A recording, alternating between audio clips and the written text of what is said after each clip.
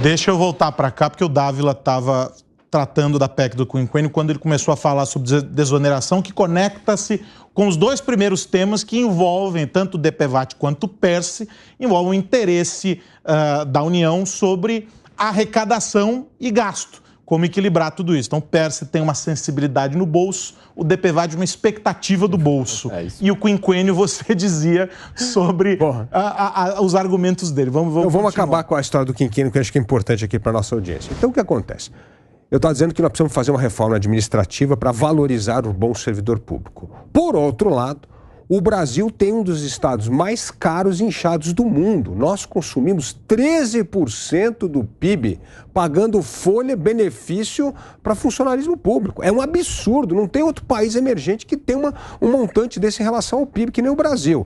Agora, se você fatiar o gasto desses 13%, grande parte, quase que metade, é com a elite do funcionalismo público. É exatamente com o poder judiciário. Ou seja, a turma que Rodrigo Pacheco quer criar um novo benefício, que é o quinquênio, é aquela mais bem remunerada no serviço público brasileiro. Não só, o poder judiciário do Brasil é o mais caro do mundo, consome 1,6% do PIB.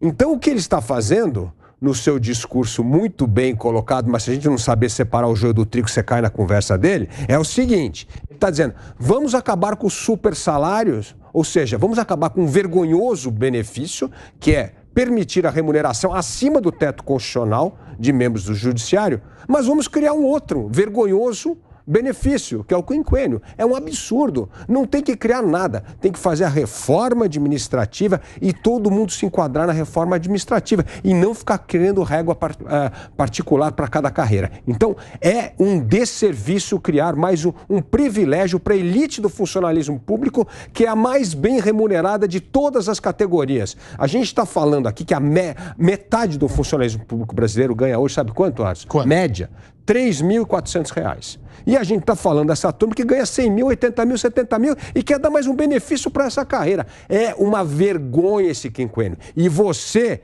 que elegeu essa turma tem que começar a mandar hoje mensagem lá para o seu deputado e seu senador, dizer que se aprovar essa vergonha, eles não contarão com o seu voto na próxima eleição. Ô Piperno, PERSE, desoneração e DPVAT. Este é um combo de muito interesse quando a gente pensa na perspectiva tanto de gasto quanto de arrecadação do governo. Ontem falávamos aqui, até o Segredo trouxe, esperávamos um superávit, quando na verdade gastou-se mais do que entrou. Esse é um tema muito delicado, no caso específico do PERSE, com idas e vindas e uma movimentação bastante conflituosa. O que dá para esperar dessa votação de hoje, tendo em vista as ansiedades? E ele cita ali o presidente dizendo que não falou com o presidente, temos que seguir. Ele meio que saiu pela tangente ao tratar da relação com o governo nesse caso. Dois temas de muito interesse do governo, mas o PERSE, sobretudo, em função lá atrás do que a gente acompanha no Ministério da Fazenda, né? São muitas negociações, muitos números, aparentemente muita coisa que possa, às vezes, aparenta ser um pouco desconexo, números que podem ser vistos aí sob vários olhares, por exemplo, na questão fiscal, de fato, o março veio com um resultado surpreendentemente deficitário, mas no trimestre ele é superavitário, né, em 19 bilhões. Embora também seja um superávit menor que o do ano passado para o mesmo período, até porque, nesse ano, o governo antecipou pagamentos precatórios. Vê como tem um monte de variáveis, então ninguém ainda tem essa conta de chegada. Fechada, né? Então, eu acho que, enfim, o DPVAT, eu se fosse o Senado, eu vetaria esse negócio. No caso do PERSE, eu acho que houve um razoável acordo político. Não acho boa a medida, mas dentro do possível, eu acho que chegou-se ao acordo, ou seja, um teto com um prazo de duração. Ou então, quando chegar a um deles, acaba. No caso da desoneração, sinto que o presidente do Senado já, inclusive, acena com enfim, um recuo. Ele percebeu, eu não sei se não tinha percebido antes, porque ele é muito inteligente, é advogado e é um político muito hábil, que o texto, como a gente falava em dezembro, falamos aqui nos nossos programas de final do ano, o texto era ruim e o texto tem problema, sim, de constitucionalidade.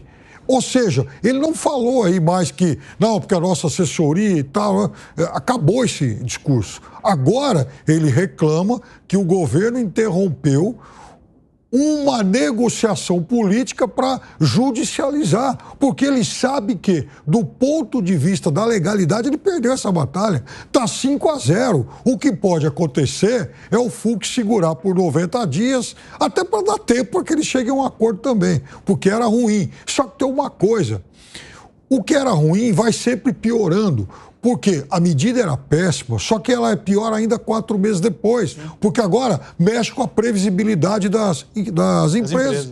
Ora, o sujeito que tinha uma regra em dezembro e se planejou para o ano todo, ele vai chegar em maio agora, vai ter que mudar. E como é que ele vai fazer? Como é que o caixa da empresa dele vai suportar isso? A previsão orçamentária dele. E a previsão orçamentária dele, agora, ela vai ser deturpada, ela vai ser prejudicada por conta de erro dos políticos, por falta de acordo político deles. E o Rodrigo Pacheco, que é alguém que afaga, que abraça com muito carinho, mas que morde com dentes de tubarão, ele também tem culpa nisso. Porque eles erraram lá atrás. A condução foi errada. A condução foi errada por parte de todo mundo, inclusive do ministro Haddad, né? Que uma semana depois de perder a batalha, veio com aquela medida provisória e isso fez com que se gastasse tempo e energia em algo que poderia ser negociado de uma outra forma. Ou então, se fosse para tomar uma medida extrema, que se judicializasse lá, porque pelo menos não afetaria tanto a previsibilidade das empresas. E outra coisa, se ele está preocupado aí com a falta de perspectiva de carreira, né, de quem entra agora, que já entra praticamente no topo, podia fazer algo similar à carreira de diplomatas. O sujeito entra lá como terceiro secretário, ele vai evoluindo na carreira até virar embaixador e aí se aposenta como embaixador. Ora, o juiz ele também não vai entrar, por exemplo, como, enfim, o presidente do tribunal, desembargador e tal. Ele pode evoluir na carreira. Então, também, essa progressão, ela existe e não cola esse discurso dele de que o cidadão entra e não tem mais estímulo. Falta o Rodrigo Pacheco, seu Davi, pegar o discurso que fez o presidente do Cuiabá, time de futebol, no final de semana. É sensacional. Esse cara, o texto dele, o desabafo dele, tinha que virar, enfim, algo aí para curso de administração, para políticos e tal. Ele falou, olha, o cara que corta a grama, ele acorda às 5 da manhã, vem para cá e tal, ele não ganha muito. Agora, como é que o sujeito, como é que o jogador de bola, que ganha 100, 200, 500 mil reais por mês, ele vai reclamar que ele não tem motivação? É a mesma coisa desses caras. Se ele está no topo da carreira, se ele ganha uma fortuna e vai se aposentar muito bem, como é que o coitadinho pode reclamar que está desmotivado? Exato. Tudo bem. Agora, Segre, ontem nós recebemos aqui o Dr. Elcio Ronda e comentávamos antes do programa, aqui do 3 em 1, que foi uma excelente conversa, uma clareza ao expor as ideias. Aliás, eu recomendo você que nos assiste que vá lá no Panflix para assistir ao Direto ao Ponto que nós exibimos ontem às 9h30 da noite aqui na Jovem Pan. Uma entrevista de uma clareza na manifestação das ideias que nos ajudou a dimensionar tudo isso. E a síntese da conversa com ele foi a seguinte: independentemente de todo o processo para regular agora a reforma tributária, independente do faseamento disso, porque saiu um texto, temos a expectativa de vários outros para serem colocados. E dentro deles uma infinidade de tópicos. O que precisa ser medido é onde queremos chegar. Para a gente saber como nós vamos caminhar até lá. Em relação aos gastos, ou seja, qual a nossa previsão de gasto para saber quanto a gente precisa ganhar para poder equilibrar. Qualquer pai de família faz essa conta. Sim. Né? Aparentemente, o Estado brasileiro não é capaz de estabelecer essa equação. E eu aposto que não falta Excel nos computadores lá para fazer fórmulas e mais fórmulas para isso. E aí isso impacta, no fim do dia, a vida desse pai de família. Óbvio. Várias empresas, vários setores sinalizando que, a depender do resultado dessa discussão que envolve PERS, que envolve a desoneração, pode haver sim demissão, porque a empresa precisa fechar as contas dela. Vai haver uma ruptura num processo que a gente vem tentando reconstruir desde a pandemia. E aí? E aí? Vou te dar um exemplo concreto. Não vou citar a empresa, não vale a pena, é só do Conselho de Administração de uma empresa. A conclusão do Pacheco, só o Demetrios me traz agora aqui, a conclusão do Pacheco é a seguinte, que o governo tem que dialogar com os municípios no que diz respeito à desoneração, ou seja, não é nem uma questão que envolva o Congresso. Mas quando você pega, e estava citando, eu sou parte do Conselho de Administração de uma empresa que tem desoneração fiscal, que emprega muita gente e que hoje, falando com o contador da empresa, pedi que ele me mande, porque a partir de maio temos que voltar a pagar sem a desoneração. Isso. O aumento da despesa é impossível repassar para o cliente, porque o cliente já pagou esse mês. Então eu tenho que falar, eu vou ter que aumentar. Aí o cliente vai falar, tá, mas a esse concorrente meu, não está me aumentando. Então o que eu tenho que fazer? A primeira coisa, falei com os administradores da companhia dizendo, veja como podemos diminuir a despesa. E a diminuição da despesa necessariamente vai ir em demissão. Então, qualquer dessas pessoas que estão legislando, eu tenho certeza que a maioria não contrata uma única pessoa. Então não tem como ele ter o exemplo do que é contratar, do que é pedir um empréstimo, do que é pagar um empréstimo, do que é pagar em cargas sociais, do que é arriscar o seu dinheiro num projeto de empreendedorismo. Não tem. E aí você vê o governo, PERS, desoneração, DPVAT, tudo é arrecadar. A conta não vai fechar nunca. Nós tivemos, e falamos sobre isso ontem, 160 bilhões de reais era a previsibilidade de arrecadação em março. Foi 190. Ou seja, o governo arrecadou 30 bilhões quase, a mais do que estava esperado. Isso que deveria dizer, se eu ganho 10 e vou ganhar 13, então alguma coisa deveria sobrar. Não sobrou. Foi um prejuízo. Déficit fiscal, 1,5 bilhões. E aí você avalia outros indicadores que sempre acompanhamos com a Alan, a gente gosta muito de economia, estudamos economia e você vê qual foi o aumento da dívida pública. Fevereiro, 2,25. Março, 0,65. Isso quer dizer que o país está devendo, e vou tomar as frases que sempre menciona Dávila, hoje nasceu um brasileiro, já está devendo dinheiro. Por quê? Porque o governo gasta e gasta e gasta. E esse impacto não termina. E quanto mais gasta, mais quer gastar. Então não vai adiantar. Não resolve essa questão que o presidente Pacheco mencionou. Não, eu coloco o quinquênio, mas eu vou tirar os super salários. Não, tem que tirar os super salários e não sair o quinquênio. Exatamente. Esse é o objetivo. Não tem uma coisa a ver com a outra. Inclusive, qual é o impacto do quinquênio? Entre 1,8 bilhões e 42 bilhões. Gente, peraí, como assim? Não pode ser entre 1,8 e 42. É um universo gigantesco a diferença entre um e outro. Então, o que nós observamos, isso ficou muito claro na fala do Pacheco, o governo errou na forma. E ele cometeu um erro grave, mencionou o Pacheco, ao dizer que ele tem o direito, o governo, de ir pela judicialização, mas que não era uma questão política. Por quê? Muito bem mencionou o Piperno. Por que não foi no começo? Não, porque perdeu. Aí vetou, derrubou o veto. E agora, tenho que ir falar com o papai STF para que ele me libere o dinheiro. 5-0. Então, eu de novo manifesto. Se é inconstitucional, eu espero de todo o coração que sejam 11-0. Porque se a Constituição foi a mesma e não for 11-0, tem alguma questão política e não jurídica. E aí gera muita insegurança. Sobre o Pacheco, na relação com o governo, ele disse, concluindo a fala dele, que o governo, o Lula, não o procurou para discutir a desoneração. Não houve essa busca. Mas que ele, independentemente de não ter sido procurado, acredita em um desfecho antes de um resultado no Supremo, que é o que o Piperno dizia sobre a expectativa, a possibilidade de o Supremo frear a velocidade com que vai apreciar para que a solução seja amigável. Mas ele diz isso, não ouvimos o que pensa o governo, sabemos só a manifestação do Pacheco, porque este falou agora. Mas, cara, me permita apenas complementando com isso. 9 de maio a votação dos vetos. Mas não fecha isso, porque se a negociação deixa de ser inconstitucional? Se é inconstitucional, é inconstitucional, ponto. Não tem como. Se negocia, então, vamos modificar o voto dos 5 ministros que declararam que era inconstitucional. Tinha uma reunião essa semana entre Rodrigo Pacheco e o Lula, que não foi feito. E eu tenho certeza que não foi feita por causa disso, na minha opinião.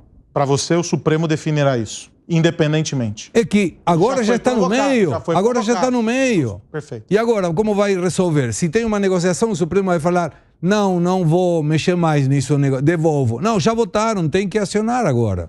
Você é um homem que gosta de números, né, Gão? Gosto de números. Então, como você vê essa conta confusa que foi apresentada para nós há pouco? Bem confusa, viu, Aros? Agora, sabe o que me chama a atenção? Se a gente voltar em 2011, quando foi colocado esse projeto da desoneração dos 17 setores, pelo então ex-presidente Dilma Rousseff, aí não era inconstitucional. Aí tá tudo bem, né? Aí não teve questionamento, e não teve nenhum questionamento ao longo dos anos.